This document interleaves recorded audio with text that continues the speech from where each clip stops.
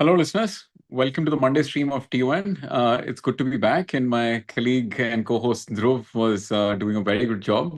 So thanks for tuning in. And today we're going to talk about content and -1 to 0 journeys with our guest today. So let's start with the guest, first guest, Anirudh. Welcome to the show. Yeah, what's up? Good to be here. Congrats on the engagement post you clarified just before the show. Yeah, no, thanks for that. Any ideas of when you're going to get married? Next year, Chalo, it, all the best. Enjoy the courtship period. at this For our point, listeners, yeah. I was saying at this point, it feels more important than a fundraise announcement. it is. It is. That was a beautiful picture as well. So congrats to you both. For listeners who are hearing about Pepper for the first time, you've done a rebrand as well. What does Pepper do? So we're basically a content-led organic growth engine, which is helping mid-market enterprise companies show up more on LLMs.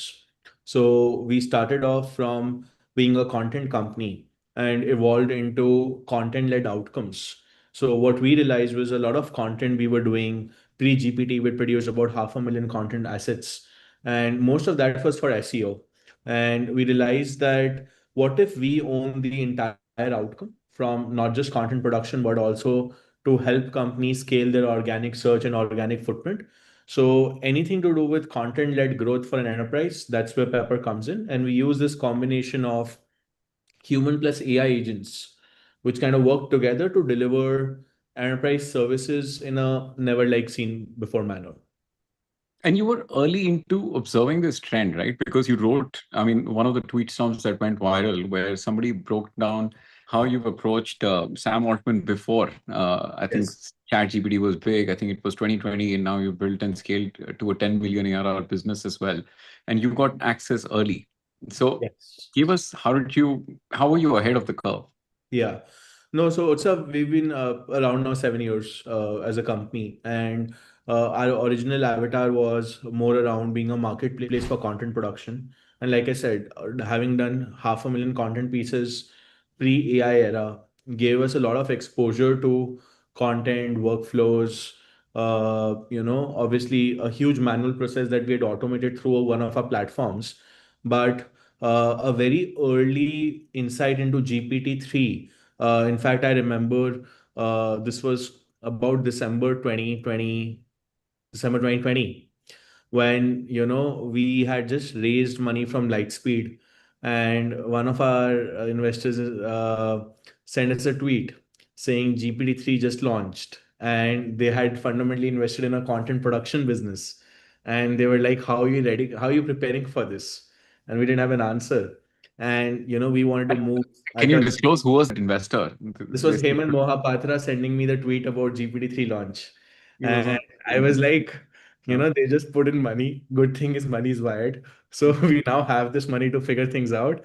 But we moved really fast, right? Then I cold emailed Greg Brockman, who's the co-founder of OpenAI, and told him, hey, this is the use case and so on. And we were the first 50 users to ever get access to GPT-3 worldwide. And then I also went to Bay Area in 2021, met Sam Altman in person. Kind of, they were also, at least in the Bay Area circles, they were starting to get a bit more popular. And this was a time when Copy.ai, Jasper.ai, all of these big companies were also, starting to grow and scale in 1 year. So what we did was continued with the marketplace business, but we launched a SaaS tool called PepperType.ai. It was a short form AI content generator app that went from 0 to 500,000 users in 1 year. And that was crazy scale we saw. We were number two on G2's top AI rating softwares globally, where Grammarly was number one, we were number two, and Jasper was number three. And obviously that space erupted. But very soon we learned that once ChatGPT launched, it felt a lot more like a commoditized wrapper. And you, especially as every enterprise is now realizing, right, we took a fundamental call as a company that we wanted to build more for mid-market enterprises, which meant that AI had to become part of workflow and how we deliver outcomes. So I think that became a very critical part of how we then started going far more deeper into AI today Pepper has about 500 plus customized AI apps, which run for over 250 plus large enterprises that are hyper personalized workflows that drive content operations at scale. So if you see any content that's written in PhonePay's app, including push notifications, in-app content, or anything you see on Zepto in terms of the performance creatives or push notifications in Telugu, all of that is being powered by Pepper's apps, which is fundamentally writers and editors turbocharged with AI, creating content at scale. So we do see a huge, scale up now, and we are now bringing these workflows not just from content, but we're evolving that to SEO, and we plan to expand this across every marketing service that an enterprise uses via agencies and so on, and trying to productize what an agentic form of a marketing advertising agency looks like. So the model and the visions evolved a lot from just content to full stack marketing outcomes. So when you see A16Z or General Catalyst talking about AI native legal firms or accounting firms, we are trying to build the new age version of an AI native WPP or Publicis. And collectively, these agencies do $75 billion of revenue today, disruptible through the model we are trying to build. Anirudh, that's a lot of threads to pull on, but how have the conversations with CMOs, how have those conversations evolved? Like I believe you guys also do dinners and roundtables for CMOs. Yes. Yeah, so we do 48 dinners a year. So, safe to say we meet 500 CMOs, and that's kind of the power of how we decide to build our product roadmap and company strategy and approach. What we're hearing is CMOs care about outcomes. See, today, the biggest, play where AI has immediate value that the boardroom's also subjecting pressure on is marketing, because they suddenly see a huge spend that they want to obviously optimize and automate through AI. So CMOs are being told to do more with less. So they want partners which can be very outcome oriented. And that's why, we had a choice between us to either go become a full stack SaaS company and become a full stack AI native company. And a full stack AI native company in enterprise marketing warrants outcomes. Yeah. Where can we get them that organic traffic lift? Can we get them to show up on LLMs? Can we increase demand generation and pipeline? Can we drive more conversions and activations? So the nature of our conversations are very strategic. And to give you some sense, our average ticket sizes range from $100,000. That's where they start a year. Enterprise ACVs and go as up to $500,000. And that's really interesting, because you said that you want to connect it with outcomes, right? So I think it becomes very real, because if the cost of generation keeps on going down and there can be infinite content, the outcome is the only thing that matters in the end. Yes. And pre-AI, post-AI, how have user expectations changed, in the sense that, earlier you heard content, you primarily thought text. Now even you guys have gone multimodal. So how has that journey been? See, I think this has been the writing on the wall for quite some time, and it's very much linked to content consumption patterns. Video is huge. We at Pepper are betting very heavily on what AI native video and AI native creative approaches looks like. Because brands out there now, like I said, right, everyone wants to do more with less. So people have those tools, have those abilities to accelerate. What we're seeing is the benchmark for quality is still going up, because what's happened is AI has also democratized it so easy that there's a lot of AI slop out there. Yeah. So you'd be surprised to see a lot of our customers come to us and say they want humans in the loop. They're clear that I want better premium and quality, and I'll pay higher for that because there's so much slop in the market, and the user today. Of everything that we read or see now, and how much of that is AI generated versus AI, I don't know the word you guys use, but AI augmented, I guess? Yes. See, I think fundamentally everything, almost 80-90% is AI assisted, because the good thing is people are smart enough. People are using AI to generate scripts, concept notes, anything, right? When you're also crafting an email, I'm sure you're not spending time of an hour writing it down, right? You want to get your first draft ready and moving. So I think AI tools are getting you to 25-35% of what do you want to get out already. So I would say everything is AI, assisted anyhow. AI generated, it's a hit and a miss, and I'll tell you why. When people think only from creation perspective, it feels very easy. But when you connect it with outcomes, you see only AI generated content doesn't perform. Like at least for SEO, I can tell you purely AI generated articles, you see a spike in traffic and then it goes down because machines recognize that it is bot generated, very little human value. They're not ascribing to it. So there we've realized you have to actually, and that's why the debate we are having is not about content production and the process. That used to be there 2 years back. Now we are saying what does it drive from an outcome standpoint? Yeah. And I think that has value.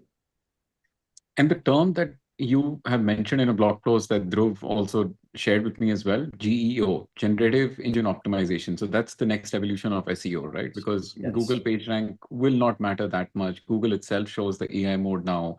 And for one of the points that stood out, that context matters more than your PageRank and actually the backlinking and everything that you do. So maybe explain that for our listeners. Yeah, totally. So generative engine optimization, we call it GEO. There are 100 terms like AEO, LLMO. There's something called agentic experience platform, which is a new version of what the website is. See, consumer behavior has changed. Today, everyone is going out on LLMs because LLM is like that, smart friend you have that you can access to without feeling ashamed about knowing something or not. And today, people are very specific about what they want. The hyper personalized searches have scaled up at a very crazy pace.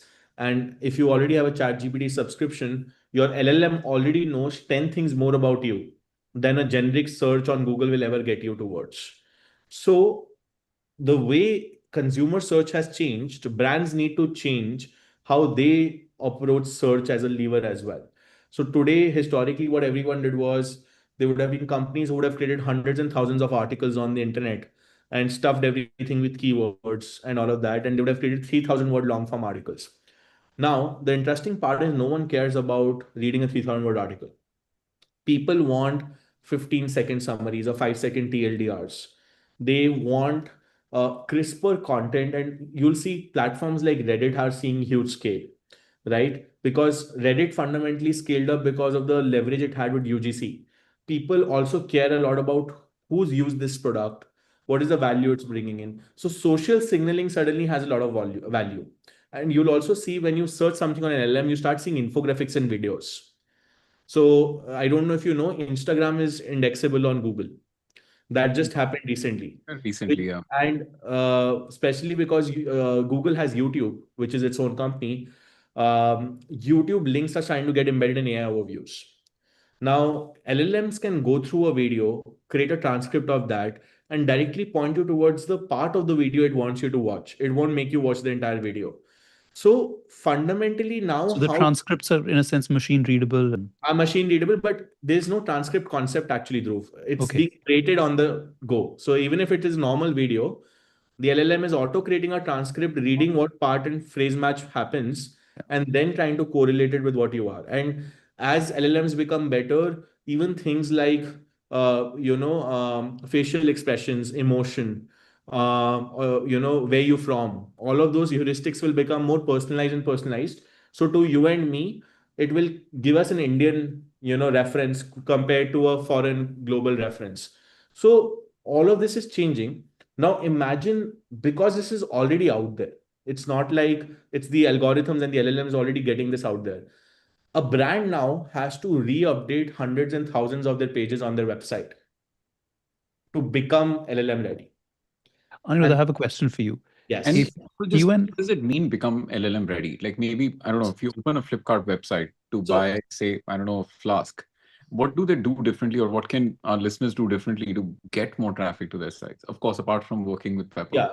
I really want to add to that question, please, which Yeah, is that if TON listeners want to come to Pepper for a workshop or a clinic and just try and understand how they can start appearing in AI searches or improve their visibility, could you do something for them? Can we offer them something together? Yes, if your employee size is 500 employees and upwards, we are more than happy to take you.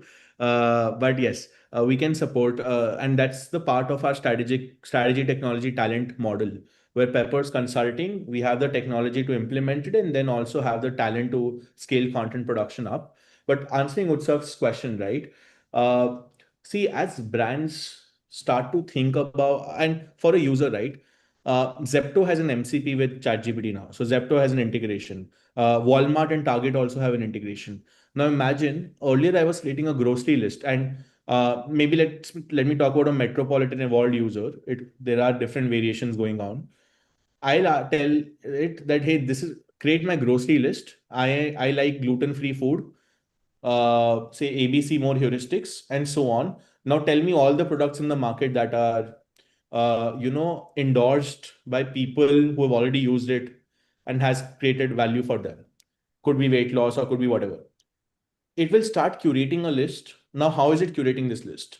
It's going through on all these Amazon and all these D2C websites.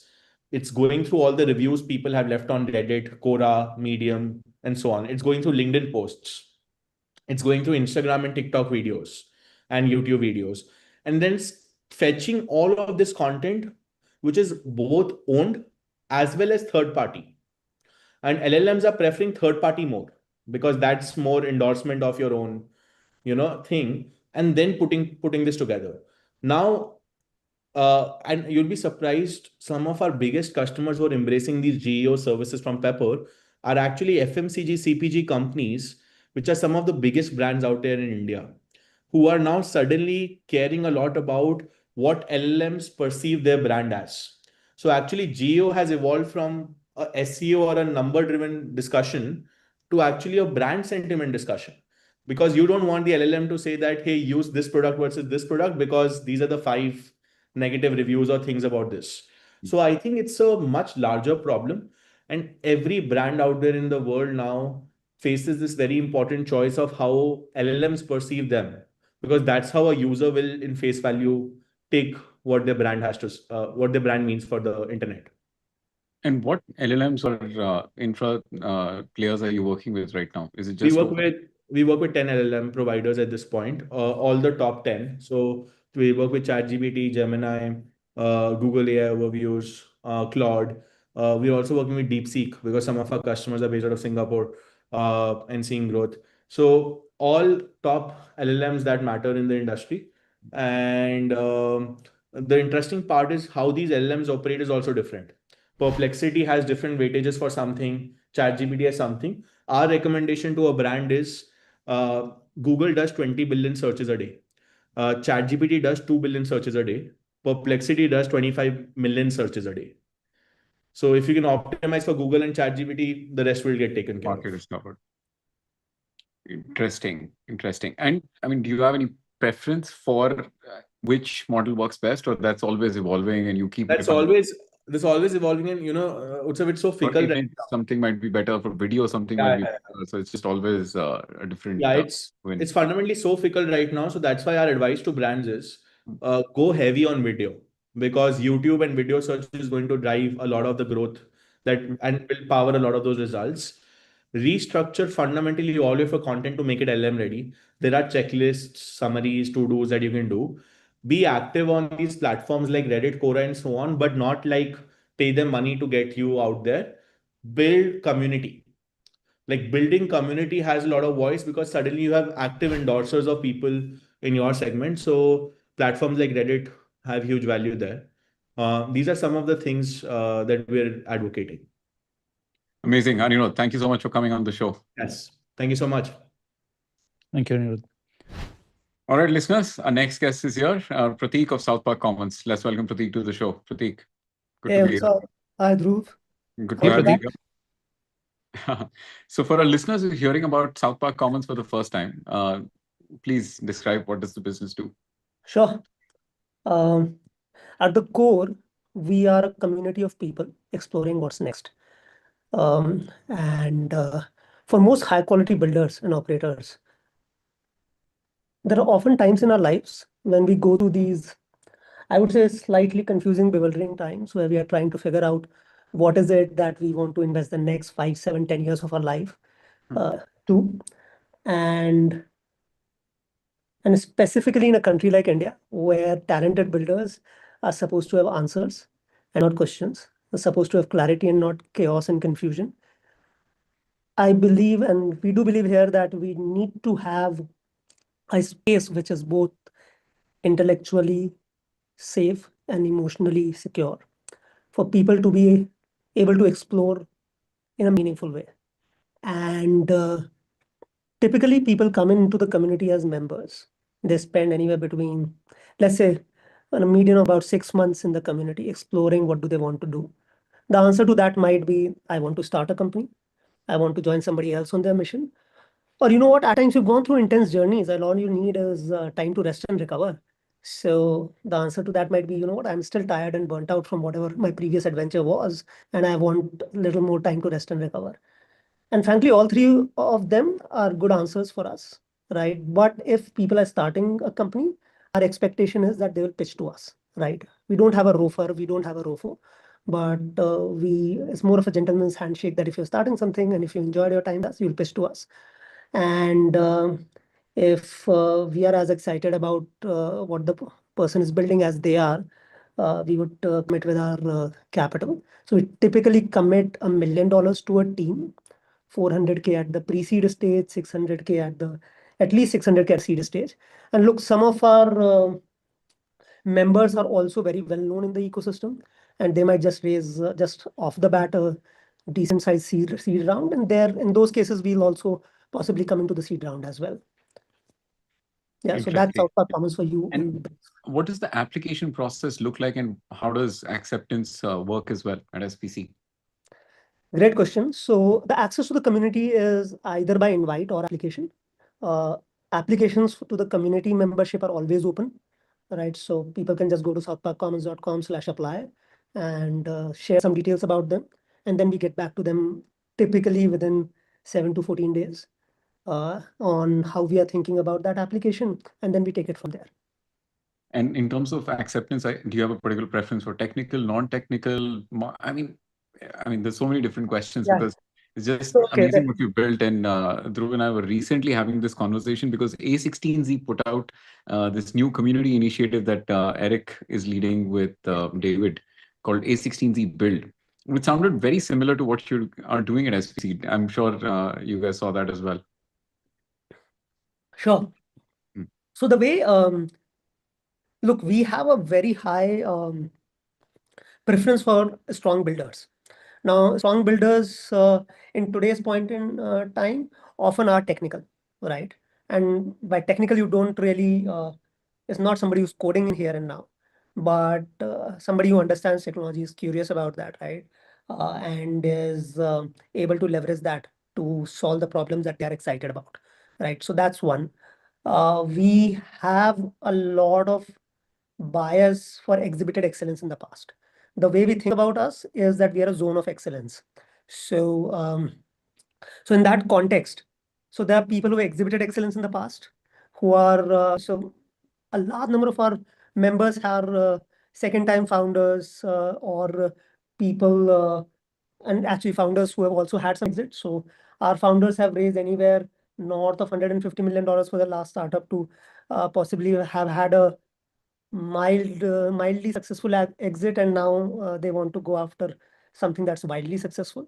Then we have a bunch of execs from startups that have done really well, right?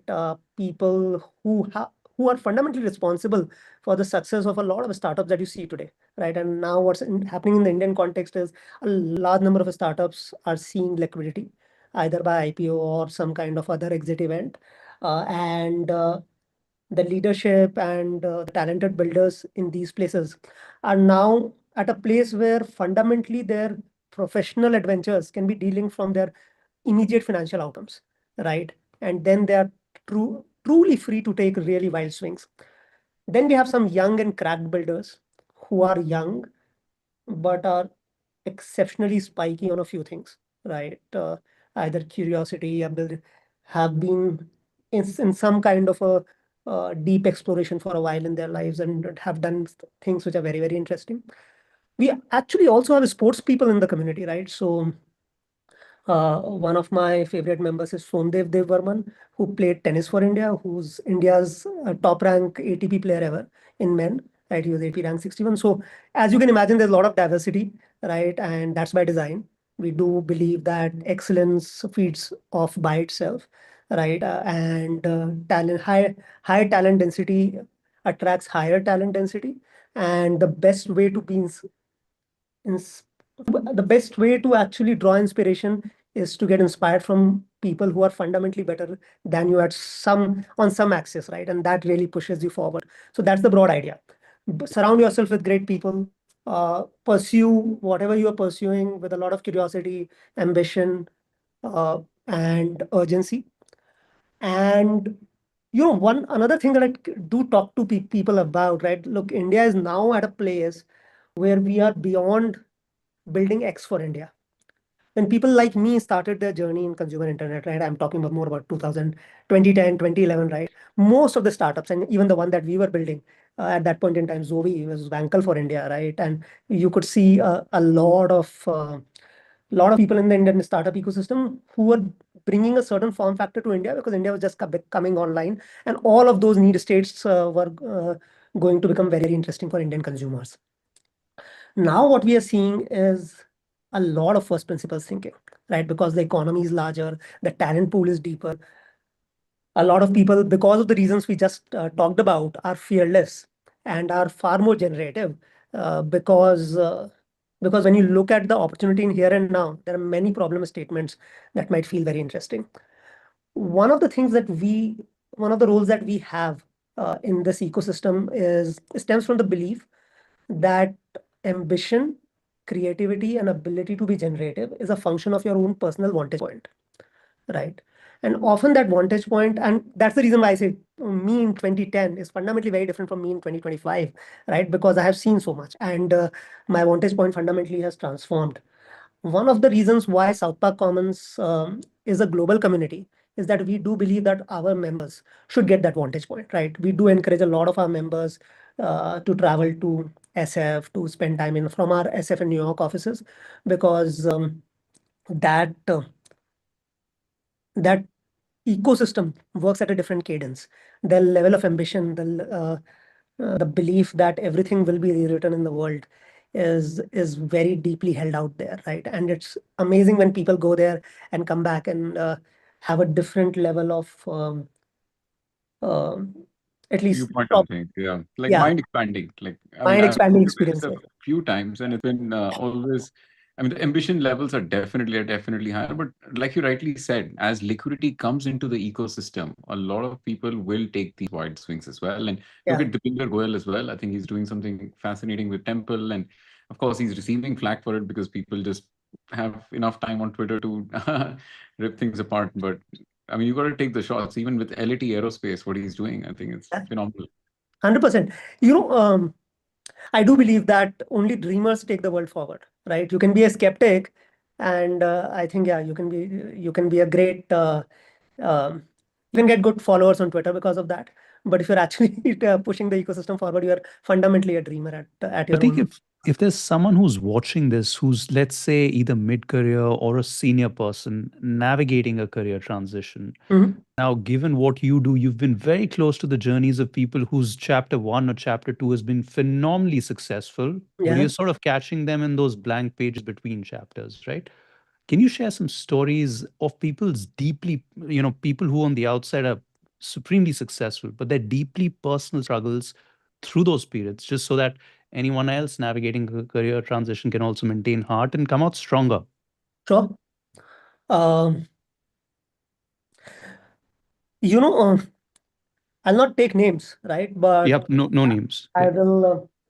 Actually, I'll give you my own personal example, right? But in my when I moved on from Scriptbox in 22, one of the reasons why I did not start up immediately was that it been a long journey, 7 years, right? And I did want to spend more time with family, right? And I thought, you know what, let me become an exec at a listed company, right? And that's what I became.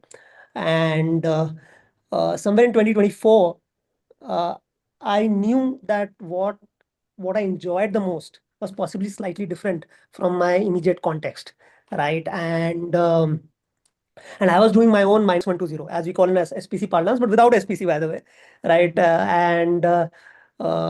And pretty much doing a similar track, trying to hang out with smart people uh, under the radar, creating my own cocoon of people who I could be vulnerable with, right? And it's just serendipity that I ran into Binny and Aditya, and we decided to start South Park Commons here, right? Uh, and uh, and this is one example, right? In terms of you go through your own Brownian motion of sorts before you get to a point of conviction. And I've seen this over and over again, right? People come in, and these are people who are very well respected in the ecosystem, right? Very well known names. If you go to LinkedIn and see South Park Commons members at South Park Commons India, you'll see a bunch of names, right? And many of them came in with ideas uh, which were not immediately inspiring, right? They felt like, hey, you know what, run of the mill, just a little bit of a incremental thinking on what they were already doing.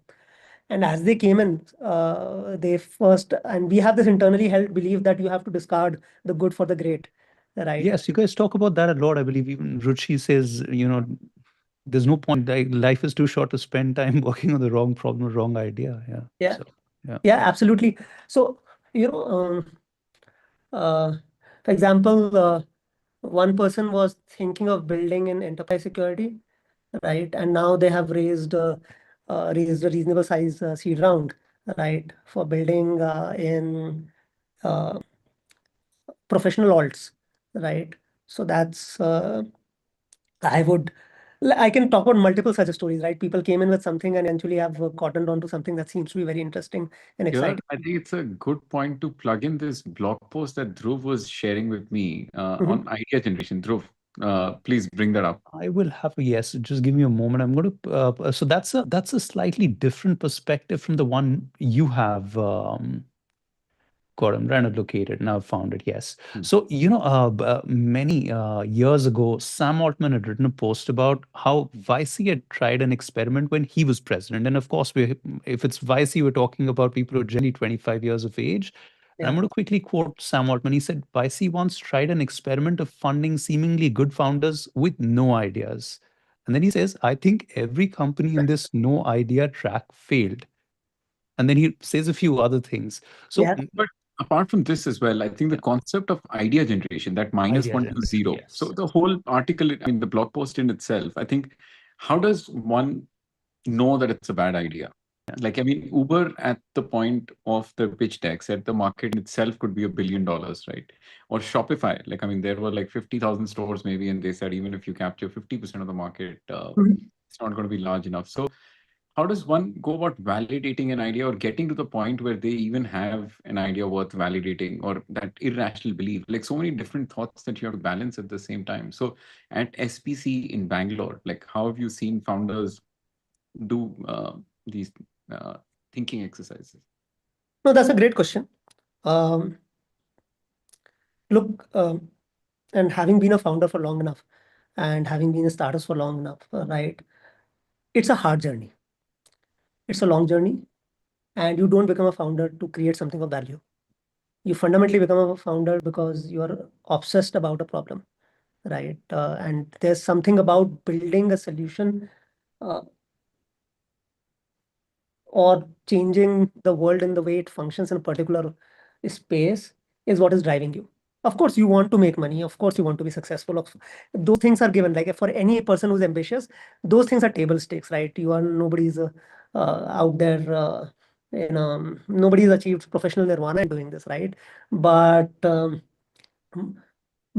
for most founders, where they find energy is in areas which are authentic to them, areas that they have a unique perspective on, right? And areas where they have possibly seen the future, which others haven't seen yet, right? And there's a reason to believe in that future, and that's the reason why they'll do irrational things, right? Otherwise, if you were in it just to generate wealth, I think there are many better ways of generating wealth than just being a startup founder, right? Given the success rates which are there, and hence, I think what is a good idea and what is a great idea is very personal, right? What is great for me might be fundamentally very different from what is great for someone else, right? Because eventually each one of us have our own unique superpowers, and each one of us have our own lived context, and whatever we want to do is often a function of what we have done earlier, right? And what are the deeply held beliefs that we personally have. So eventually it has to be authentic to yourself, and if it is something that you are fundamentally excited by, and you have a unique vantage point on, right? I have seen that most successful founders have a way of getting the world excited about what they are building, right? And we are, I would say, we are very, very vulnerable to founders who are charismatic and who are going to be like the exceptional builders out there. So yeah, so that's our if you will, lens of looking at what people are building. And do you want to share some stats on what the community looks like now in Bangalore and globally as well? Sure. So we are based out of 3 offices, right? Which is SF, New York, Bangalore, right? And specifically in Bangalore, we've had close to about 85 members over the last 16, 17 months, right? And we have backed north of 15 teams and startups, right? And a bunch of them have gone ahead and raised follow-on rounds from all the well-known funds in the Indian ecosystem, right? And I think globally we've had close to about north of 1,000 members, right? And Wow. yeah, and And there are no economics involved in the sense that when you're accepted as a member, you don't have to pay a fees, or you don't have to I mean, you mentioned there's no promise of equity also. yeah, so when you become a member, there is there's no economics, right? We do not we do not pay anything. We do not expect to be paid for this, right? And there are dinners and events that you organize, or there's more Yes, structured of course. programs? No, that's a great question. So what is membership, right? So we are a in-person community, right? So we do expect people to spend at least 3 days a week in office, right? We have a workspace. So when we say we have a workspace in New York, in SF, and in Bangalore, right? People come in every week, and we are a build first zone, right? So everybody who's here is often building and is possibly building in public inside the community, right? And uh, and the idea is to add momentum to your exploration, right? You take your time, but a little quickly, right? So you explore, you try and figure out who in the world is possibly gone over the same piece of the land, looking at what the opportunity is, and you collaborate, you engage, and you show up with a lot of intensity, right? So that's the form factor. You have And is there access to. like internal tooling that sort of tracks all of this and helps people make introductions apart from just a regular Oh yes, directory? yes, we have used both third-party tools, and we've developed tools on our own, right? We actually have an engineering team as well that sits out of the Bangalore office now, right? And we are all builders, and I would like to believe good quality builders. And defining feature of all great builders is that they're lazy, right? They don't want to do the same stuff over and over again. So we are trying to put tech to work to both accelerate the way we do things and reduce the effort that it takes us to do the same stuff. Yeah. So so that's been the broad nature of both the community and the staff out here. Dhruv, I wonder if we still have more time with Prateek, but I've been meaning to ask one question. Prateek, I've attended a couple of your events. Oh, you and have? yes, I have, and I absolutely Which one? love them. They're always very high energy, and they have great turnout. How do you guys put events together? Give us Give us a sense. And you also once had actual llamas at an event in, I think it was in New York, right? When you were hosting Zuckerberg. SF, yeah. In SF, yes. Yeah, of course. Yeah. Uh, What's the secret behind SPC events? What's the secret behind SPC events? I think we have great guests and we have great hosts. So, and with a little bit of, I think when you add, put the two of them together, mostly you will have engaging conversation. But jokes aside, we, because we approach this as with a builder first lens, and all of us have ourselves been builders earlier, and we've also gone through the ups and downs and the vicissitudes of a startup journey. It is possibly that one of the reasons why many of these talks feel authentic and are authentic, and that's the reason why it resonates with a lot of people. And just to close things out, Prateek, what are you most optimistic about and excited about, given that you're living with people who are experiencing the future, building the future? What are you most optimistic about for the next 3 years, 5 years? Oh, lots. Context. Yeah, lots. You know what? I think when we started SPC, there was a common narrative in the Indian ecosystem that, in the world of AI, we are possibly going to get left behind because we have not made the investments, and public investments haven't happened. So the scientific community lags what has happened in both China and US. Also, it felt like Indian founders did not have the same vantage point, right? Which, as you earlier referred, some other ecosystems have. But I am seeing a new bunch of builders, which is completely fearless and extremely creative, right? We've had one of our portfolio companies which is building the voice foundational layer, right, for the world. Maya Research. We have Arctus, which is building high altitude UAVs, right? And we have an IRA, which is rewriting the entire insurance infrastructure for the insurance industry, right? What I have now seen is that there's a lot of belief in the founders that literally everything in the world is possibly going to change. And as founders and operators, the only opportunity that we have is when things are changing. Because if things are not changing, then there are no cracks in the doors that we can push our way through, right? But when things are changing, suddenly everything starts looking interesting. And in general, our approach is also the same, right? We call these axes of curiosity that, only when things are changing, something underlying in industries start changing, and which creates opportunity for founders. And today I'm seeing a lot of interesting Indian founders going after opportunities without previous baggage, without any priors that are holding them back, which is something that I'm personally very excited about.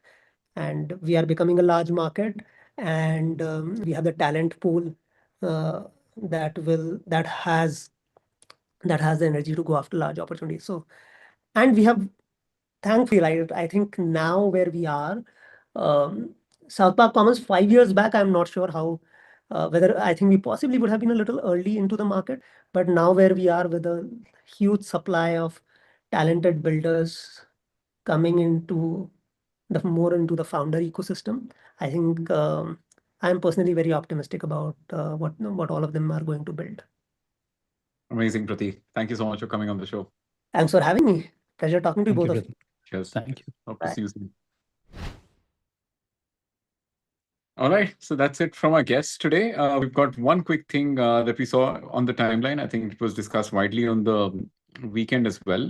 Starlink India has launched in India. 34,000 one-time hardware, 8,600 per month, unlimited data. I don't know how much of this will work in India in terms of pricing, but the more interesting fact is the company behind it, SpaceX, is going to the public markets. Dhruv, share more. Yeah, I mean, this news is about 3-5 days old, maybe itself. But the company was started in 2002, so it's been a 23-year long journey. So some people say its time has come, and there was recently a second transaction, I believe. Baron Capital and a few others, some early employees also sold some of the stock that they had. And some people say it was to level set the valuation for an upcoming IPO, potentially in mid to late 2026. It may spill over into 2027. Again, the speculation, we try and refrain from speculation, but the speculation is that, Elon wants the company to list at something close to $1.5 trillion. And the last time such an event took place was in 2019 when Aramco listed. Of course, they both have different sort of revenue levels. But SpaceX is 2 or 3, different businesses. There's, of course, the communications business that you just said, the Starlink business, there's the launch business. With Starship, the game changes a lot. And then Elon is going on and on and on about data centers in space and who else can install data centers in space. But SpaceX, I have some very interesting stats that I can possibly share about what it will take to get to Mars. Do you want to hear? Yeah.